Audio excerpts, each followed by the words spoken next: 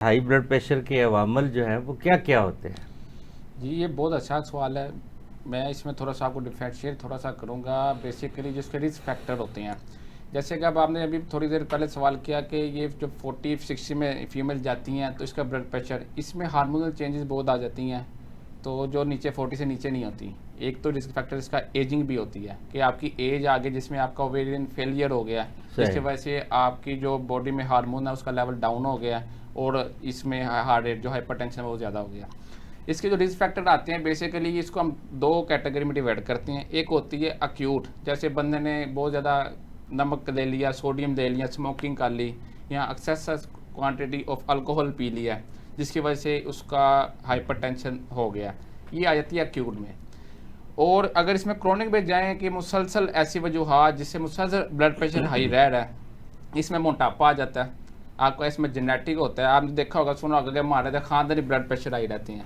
हाँ, लोग ये कहते हैं। बिल्कुल, ये इसमें आपके निफ्रोटिक सिंड्रोम में भी हाई रहने लग जाता है। इसके जेनेटिक जीन्स उसके पीछे से ऐसे हैं कि जिसकी वजह से उसको हाइपरटेंशन रह रहा है। सही। और आपका लाइफस्टाइल ऐसे है, या आपका कोलेस्ट्रॉल वगैरह ट्राइग्लिसराइड बहुत ज़्यादा हाई है, जिसकी वजह से आपका जो हाइपरटेंशन रह रहा है।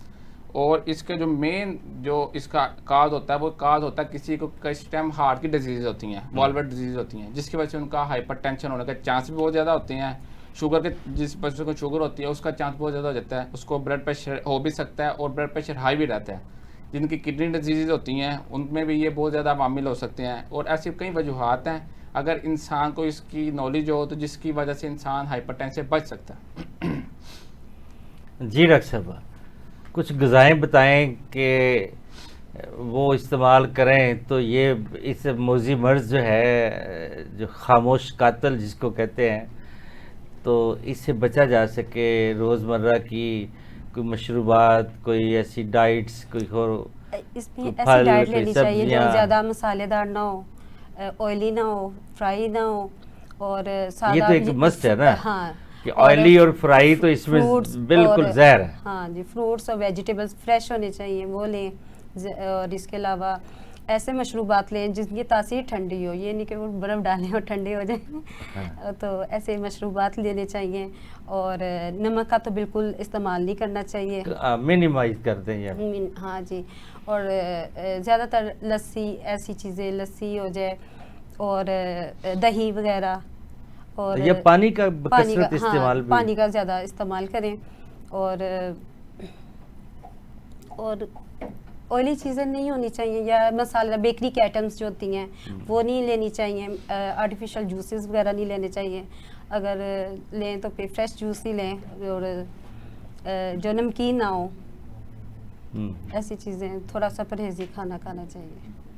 परहेजी खाना, फिर वॉक शाक का वॉक एहतमाम।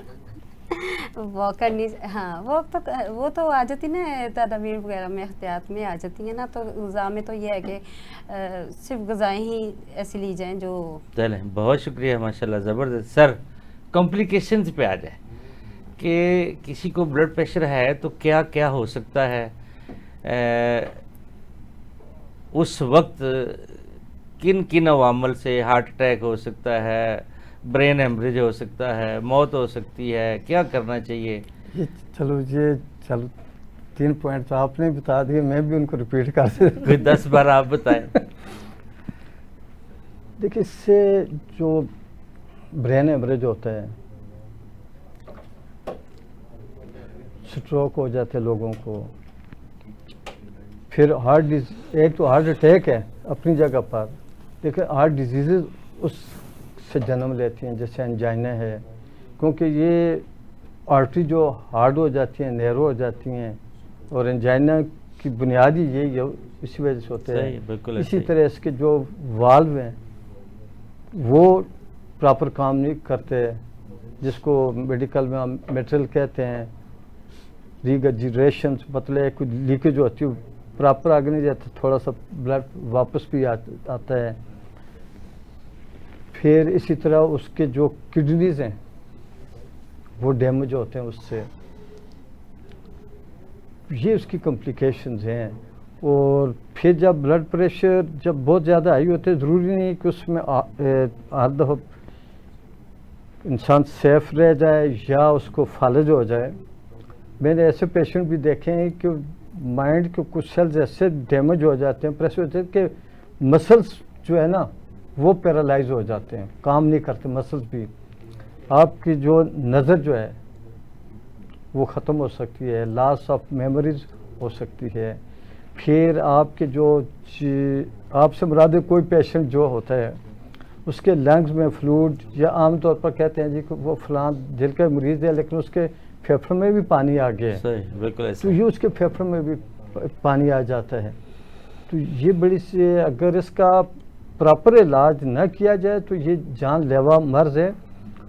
और इससे इस वक्त जो है ना पाकिस्तान में एक और बड़ी जो अलमिया इस वक्त जा रहा है, 15 साल की उम्र तक के 18% बच्चे जो है ना वो इन्वॉल्व हो गए इस वक्त, जब high blood pressure. High blood pressure में।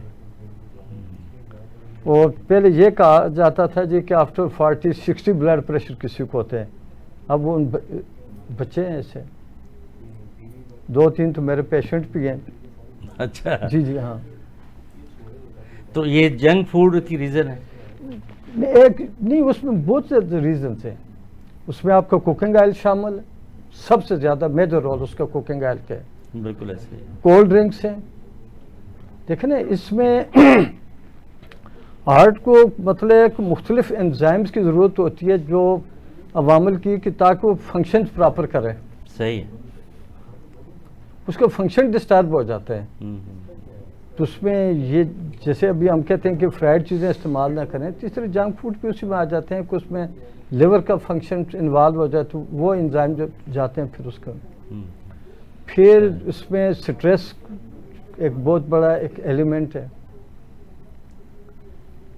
एक्सरसाइज को तो आज के दौर में हमने जो वो लोग जो घर से इस इरादे से निकले मैंने जिम जाना है, वॉक जाना है, वो अदरवाइज हमारी फिजिकल एक्टिविटीज़ ख़त्म हो चुकी है।